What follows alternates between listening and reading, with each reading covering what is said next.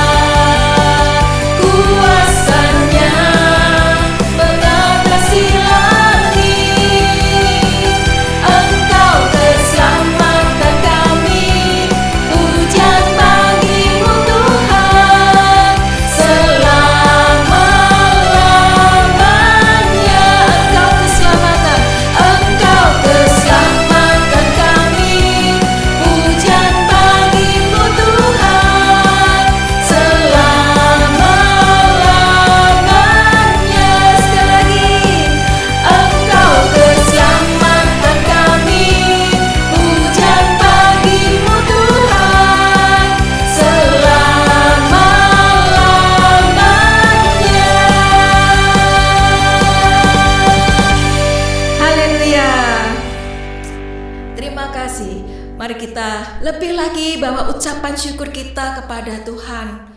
Karena kita boleh bersyukur, kita punya Tuhan yang ajaib, kita punya Tuhan yang luar biasa. Mari kita naikkan pujian ini. Tiada Tuhan seperti Engkau.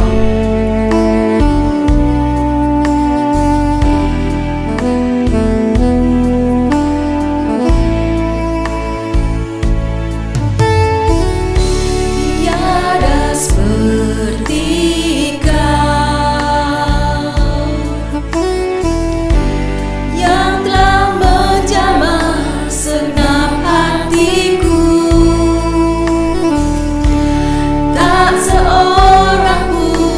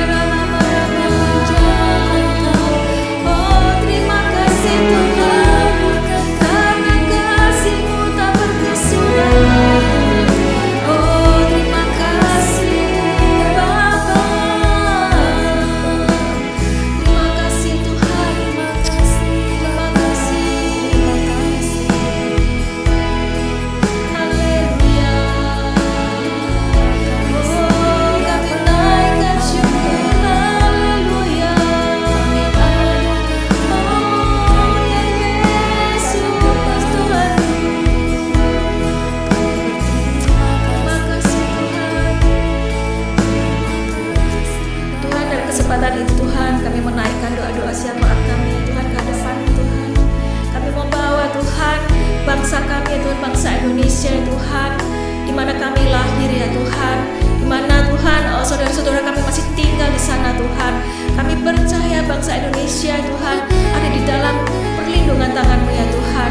Kau akan melindungi Tuhan para pemimpin-pemimpin bangsa kami ya Tuhan, dari tingkat yang paling atas dan tingkat yang paling rendah ya Tuhan. Biarlah Kau berikan hikmat-hikmat lebih lagi Tuhan di atas para pemimpin-pemimpin sebangsa kami Tuhan. Engkau yang akan menjamah bangsa kami, membawa bangsa kami dalam kemenangan demi kemenangan ya Tuhan.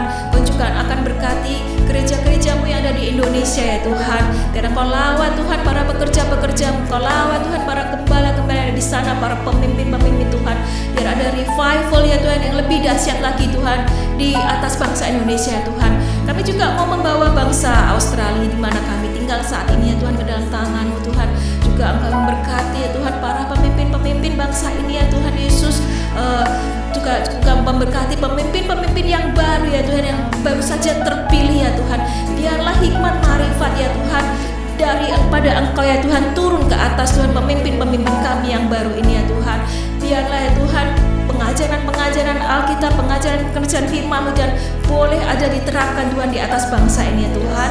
Berkati juga gereja-gereja-Mu dari segala suku bangsa ya Tuhan ada di negeri ini Tuhan.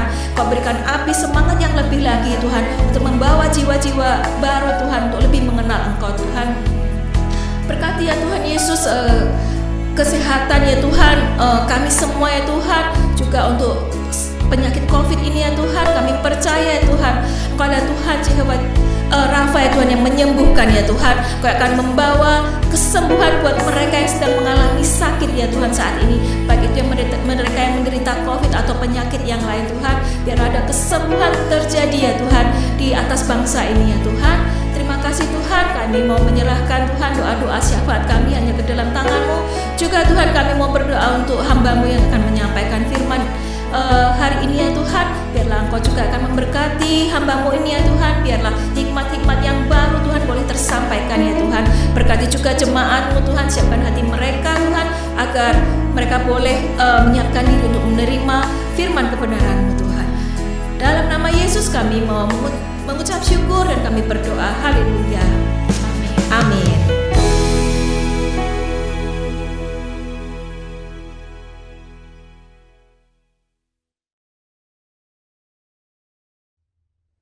Shalom jemaat House of Sacrifice yang dikasih oleh Tuhan Yesus Kristus. Hari ini kita akan kembali merenungkan kebenaran firman Tuhan. Dan saya percaya kalau ini dikerjakan dengan sungguh-sungguh, pasti akan membawa kehidupan yang berkemenangan dalam kehidupan kita. Saudara, di tahun ini kita mau terus berbuah. Berbuah itu artinya menang ya. Jadi menang itu sama dengan menghasilkan buah. Kalau bagi Tuhan, berbuah itu penting sekali. Jadi saudara, tahun ini ayo kita pastikan diri kita berbuah. Nah, salah satunya yang harus kita jaga adalah ibadah. Nah, judul khotbah hari ini adalah ibadah yang memberi keuntungan. Saudara, ayo kita buka di dalam Keluaran 20 ayat 8. Keluaran 20 ayat 8 dikatakan bahwa ingat dan kuduskanlah hari Sabat. Ini salah satu dari 10 hukum perintah Tuhan yang diberikan kepada bangsa Israel supaya bangsa Israel itu mengalami kemenangan demi kemenangan. Ingat dan kuduskanlah hari Sabat. Nah, kita perlu ingat hari Sabat, apa yang terjadi di hari Sabat. Di hari pertama sampai di hari ke-6, Tuhan itu menciptakan. Sepanjang hari dia menciptakan. Hari kedua menciptakan. Hari ketiga menciptakan. Sampai hari ke-6 menciptakan. Dan di hari ke-7, itulah hari Sabat, di mana Tuhan sudah selesai semua dengan penciptaannya, selesai dengan pekerjaannya di hari itu. Dan hari ke-7 adalah hari di mana dia duduk dan melihat, mengagumi, duduk dan melihat apa yang sudah dihasilkan oleh hari di mana dia bekerja menciptakan segala sesuatunya. Nah, saudara, Tuhan itu mendeliver akan sistem ini dalam kehidupan manusia, supaya menang, sistem ini harus terjadi dalam kehidupan kita. Hari pertama sampai hari ke-6 itu bekerja. Bekerjalah dengan baik, bekerjalah dengan efektif, bekerjalah dengan kreatif, bekerjalah dengan segala upaya. Kita kerjakan segala sesuatunya di hari pertama sampai ke hari ke-6. Pastikan itu sampai di hari ke-6 itu semuanya terselesaikan dengan baik. Jangan buang-buang waktu, jangan tunda-tunda pekerjaan sehingga harus tambah hari Minggu. Target diselesaikan sampai di hari ke-6. Semuanya sudah terorganize dengan baik, dan hari ke-7 kita bisa konsentrasi full beribadah. Karena di hari ke-7 itu bangsa Israel, ayo beribadah. Isinya adalah beribadah di dalam hari ke-7 itu. Makanya, saudara, ayo sistem ini kita lanjutkan. Karena Tuhan itu demikian. Kita juga harus mengikuti cara hidup dan pola yang sebenarnya Tuhan sudah tunjukkan. Kan ada yang bilang, itu kan di perjanjian lama. Saudara, di perjanjian baru pun sebenarnya Tuhan nggak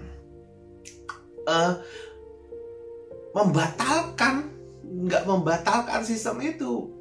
Sampai perjanjian baru kita nggak pernah lihat bahwa hari Sabat sudah tidak dibutuhkan lagi, hari Sabat sudah tidak relevan lagi. Enggak, saudara.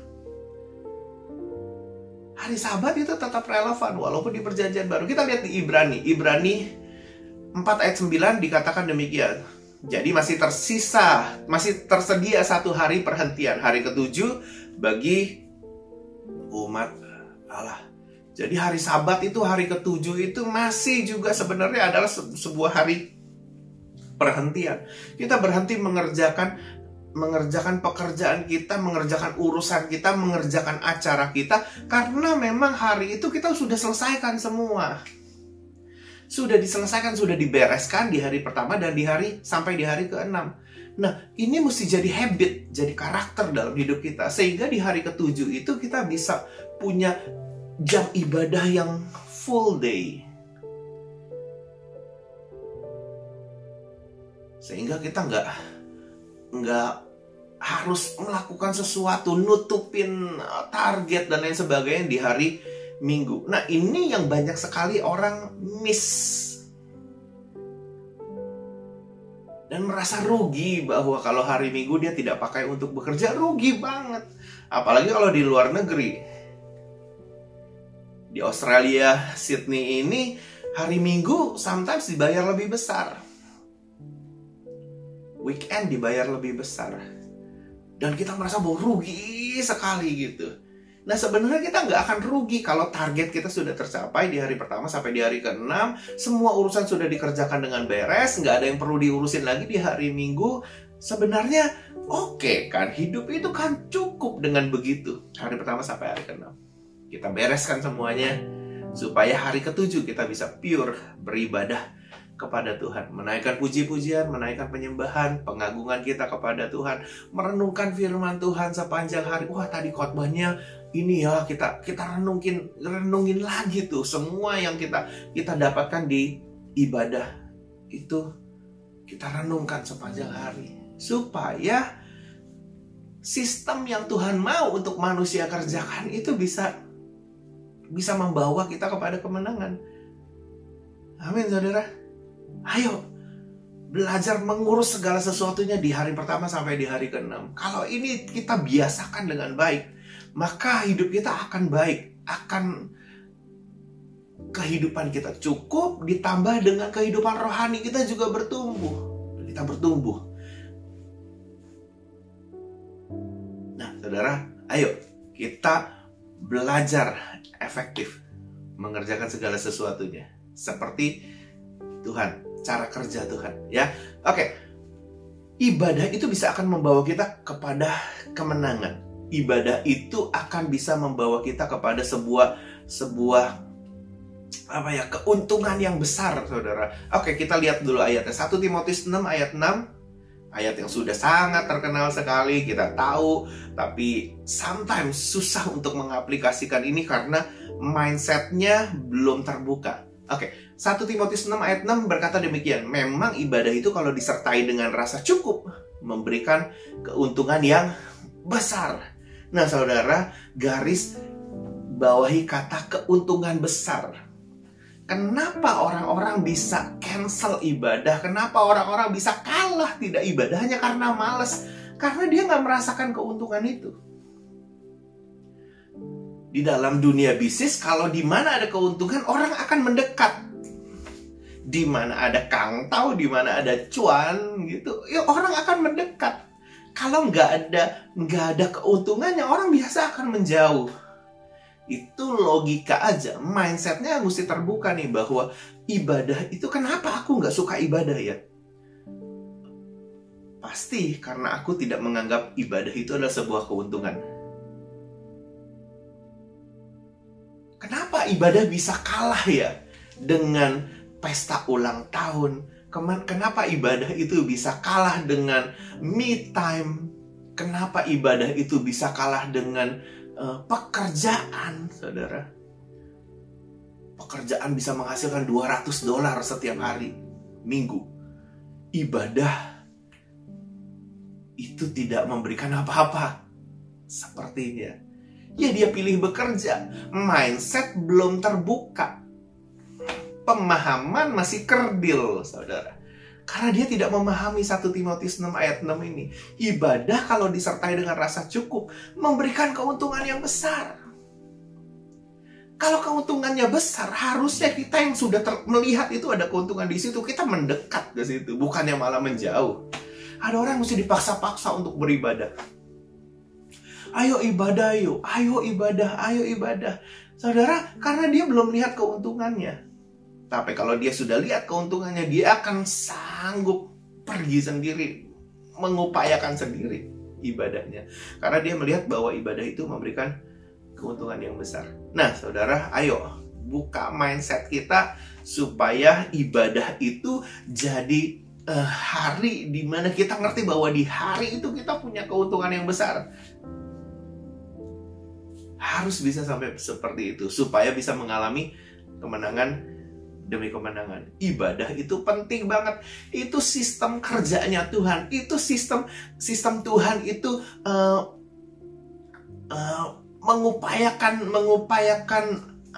melaksanakan hari-harinya Tuhan itu seperti gitu, saudara. Makanya itu mesti kita terapkan supaya kita juga menang. Ayo, ibadah itu punya keuntungan yang besar. Jangan sampai miss ibadah. Jangan sampai kelewatan ibadahnya. Hanya karena malas, hanya karena diundang pesta ulang tahun, hanya karena ada acara di hari Minggu. Makanya semua acara diselesaikan hari pertama sampai hari yang ke-6. Tapi gimana kalau ada acara ulang tahun teman baik nih di hari Minggu dan itu bertepatan dengan jam ibadah kita? Saudara, lebih baik saudara bereskan itu sampai di hari Sabtu.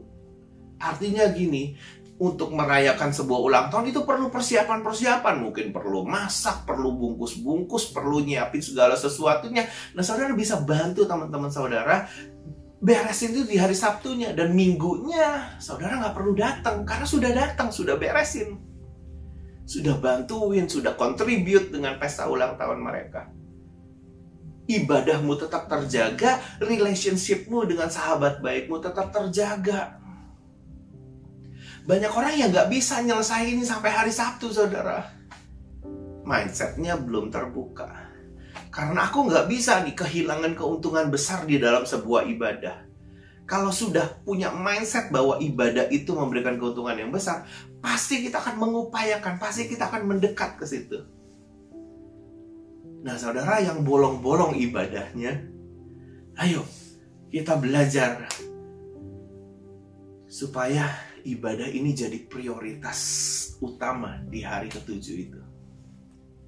Karena Tuhan mau kita mengerjakannya dengan sungguh-sungguh supaya hidup kita menang. Di minggu terakhir nanti saya akan ceritakan bagaimana ibadah itu benar-benar bisa memberikan keuntungan yang besar, membawa kita kepada kemenangan demi kemenangan. Ada ayatnya di dalam Alkitab. Tapi pelan-pelan kita akan bahas dulu bahwa ibadah ini punya keuntungan yang besar. Jadi kalau ibadah di-compare dengan $300, saudara, pilihlah ibadah. Karena targetnya sudah kita terima di hari Sabtu, Senin sampai hari Sabtu. 6 hari itu kita sudah bereskan semuanya dengan baik. Amin, saudara. Kita nggak perlu memperjuangkan apa-apa lagi di hari Sabtu, di hari Minggu, memperjuangkan cari target dan lain sebagainya. Kita sudah bekerja sangat efektif Senin sampai Sabtu, dan ibadah ditambah dengan ibadah, hidup kita komplit. Cukup ditambah keuntungan yang besar. Wah, luar biasa ya. Amin. Satu ayat lagi, 1 Timotius 4 ayat yang ke-8. Nah, untuk mengupayakan ini semua kita perlu latihan. Oke, 1 Timotius 4 ayat 8 berkata demikian. Latihan badani terbatas gunanya, tetapi ibadah itu berguna dalam segala hal, karena mengandung janji baik untuk hidup ini maupun hidup yang akan datang. Latihan badani itu terbatas gunanya. Latihan ibadah itu perlu latihan. Latihan mengalahkan capek, latihan mengalahkan malas, latihan mengalahkan untuk milih ibadah itu lebih prioritas daripada acara-acara yang lain. Di hari Minggu itu kita nggak bikin acara, kita nggak bikin urusan-urusan kita. Itu perlu latihan. Makin banyak kita latihan, makin bagus, makin terbuka pemikiran kita soal ibadah, makin kita akan bisa menang. Ibadah itu berguna dalam segala hal, baik untuk hidup ini maupun untuk hidup yang akan datang. Artinya ibadah itu benar-benar powerful sekali. Kalau ibadah di-compare dengan $300 mungkin bisa beli ini dan itulah ya gitu. Bisa beli something, bisa makan di restoran enak mungkin gitu. Tapi saudara, belum tentu berguna untuk segala hal. Tapi ibadah itu akan berguna untuk segala hal. Bukan cuma untuk hidup yang sekarang ini kita hidupi, tapi juga untuk hidup yang akan datang. Ingat, kita sebagai manusia yang sudah mengenal Tuhan, sudah menerima Tuhan Yesus sebagai Tuhan dan Juru Selamat kita, kita punya kehidupan yang akan datang. Kehidupan ini gak cuma berhenti di sini aja, kita juga punya kehidupan yang akan datang. Dan ibadah yang kita kerjakan minggu demi minggu itu akan berguna untuk kehidupan yang akan datang, saudara. Nah, makanya itu kita belajar soal ibadah. Hari pertama sampai hari ke-6 bereskan semua urusan kita, bereskan semuanya. Make sure everything terorganize dengan baik, terschedule dengan baik. Jangan nunda something sehingga kita harus mengerjakannya di hari Minggu. Jangan sampai kita tidak achieve target kita sehingga kita harus mengerjakannya lagi di hari Minggu. Urus urusan kita dengan baik, dan biarlah hari yang ke-7 itu kita bawa sebagai hari di mana kita bisa menikmati Tuhan, menikmati anugerahnya, menikmati semua yang Dia kerjakan dalam kehidupan kita. Amin, saudara. Yang kedua, ibadah itu berguna, memberikan keuntungan besar. Jadi masuklah ke situ, datanglah ke ibadah. Jadi jangan miss ibadah, jangan lewatkan ibadah. Setiap ibadah yang ada, yang engkau sudah tahu bahwa engkau berkomitmen di situ, engkau punya panggilan di situ dan engkau contribute di situ, datanglah, ikutilah ibadahnya, saudara. Di hari ke-7 itu, biar kita dedikasikan hari itu untuk hari di mana kita beribadah kepada Tuhan. Dan yang ketiga yang tadi kita pelajari adalah bahwa ibadah itu berguna untuk hidup ini maupun untuk hidup yang akan datang. Karena itu kita perlu banyak latihan beribadah. Semakin kita banyak latihan, semakin bagus, semakin baik, saudara. Jadi banyak-banyak latihan beribadah. Hari ke-7 itu jangan sampai kita miss, karena ibadah itu akan membawa kita kepada kemenangan demi kemenangan. Amin, saudara. Mari kita tundukkan kepala kita dan kita mau berdoa. Bapa di surga, kami mengucap syukur Tuhan buat hari ini. Ajar kami Tuhan untuk belajar soal ibadah ini, dan kami punya mindset, punya pemikiran yang benar Tuhan Yesus soal ibadah ini Tuhan. Kami mau Tuhan belajar seperti cara Engkau mengerjakan segala sesuatunya Tuhan. Biar kami juga mengerjakannya itu dengan sepenuh hati Tuhan Yesus. Karena kami tahu Tuhan bahwa Engkau tidak punya sesuatu yang jelek untuk kehidupan kami Tuhan. Segala sesuatu yang planning-Mu Tuhan, cara kerja-Mu Tuhan, itu adalah yang terbaik untuk kami kerjakan Bapak. Terpuji nama-Mu, Engkau memberkati setiap umat-Mu yang mengikuti ibadah online hari ini. Diberkati, damai sejahtera Tuhan boleh turun atas kehidupan dan keluarga mereka masing-masing. Apa yang mereka kerjakan semuanya dibuat berhasil oleh Tuhan. Di dalam nama Tuhan Yesus Kristus kami berdoa mengucap syukur.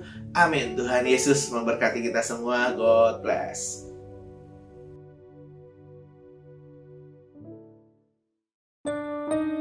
Kita mau berikan sorak-sorai buat Tuhan Yesus.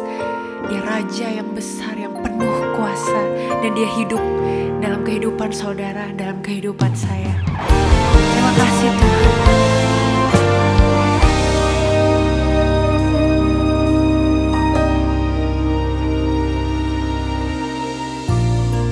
Segala kuasa yang ada di atas langit, yang ada di bawah bumi, bertekuk lutut dalam satu nama, nama Yesus. Amin. Yesus, Kau sungguh berkuasa, tak ada yang mustahil bagimu. El Shaddai, Allah Maha Kuasa, Kau besar dan mulia. Tuhan, ku sungguh percaya, tak ada yang tak mungkin bagimu. El Shaddai, Allah Maha Kuasa, ku hormat menyembah. Kuasa-Mu nyata bagiku, tangan-Mu selalu bekerja, menyembuhkan, memulihkan, memberkati, membangkitkan. El Shaddai, Allah Maha Kuasa.